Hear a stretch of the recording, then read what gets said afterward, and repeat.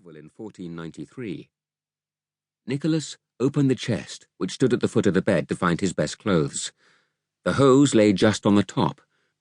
They were made of cloth cut on the cross, so that they fitted his legs neatly. They were tied by laces called points to his overshirt, a little short jerkin worn for the sole purpose of holding up the hose.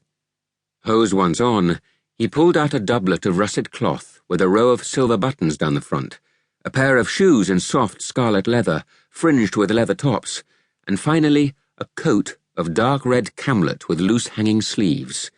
It would hide the fact that his doublet was too small.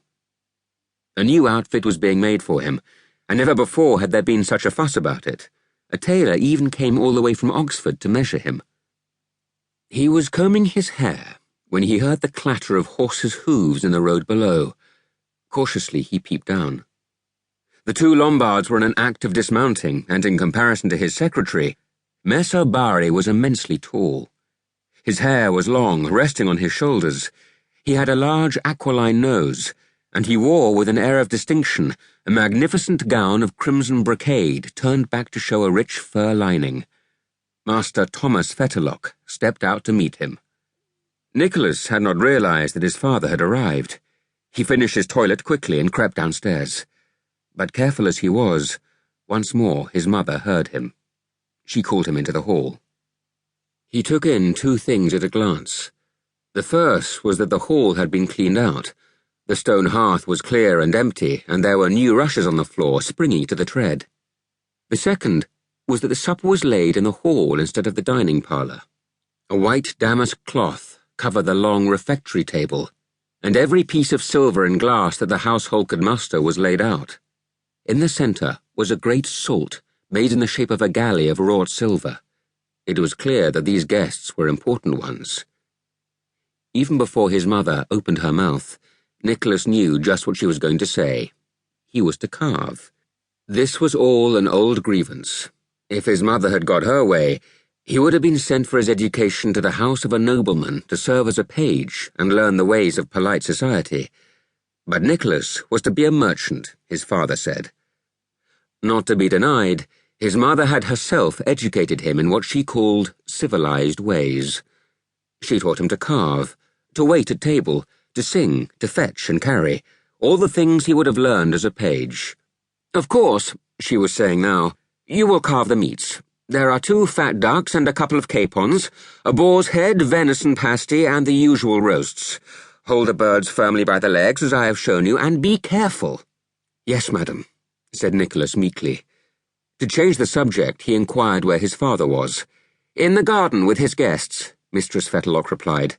"You had better go out and be presented before supper, but mind that you are ready for your duties when I call you."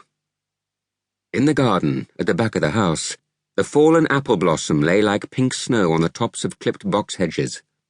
The 3 men were pacing up and down, Master Fetterlock and the secretary deep in discussion, while Messer Antonio Bari listened with a faint air of amusement. Nicholas waited for them to turn. He considered whether he must kneel and ask his father's blessing. It was usual when his father had been away, and yet he was loath to drop on his knees before that ill-favoured little foreigner. While he hesitated, his father looked round. His tired face brightened, and without waiting for any greeting, he laid an arm across the boy's shoulder and drew him to his side.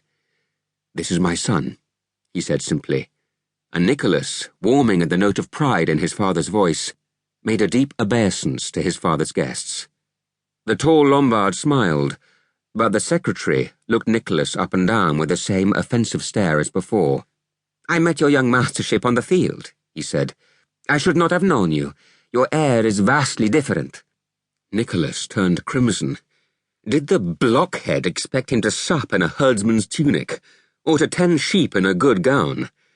But he stifled his wrath, and inquired politely if their worships had safely found their way to Westwell. Immediately there was some confusion. The secretary said something about missing their road to Burford, and Master Antonio tapped Nicholas lightly on the shoulder. "Can you name me some of these flowers, young sir? They grow also in Italian gardens, but I do not know their English names." He leaned towards Nicholas confidentially. "They are talking money," he whispered. "For myself, I detest figures.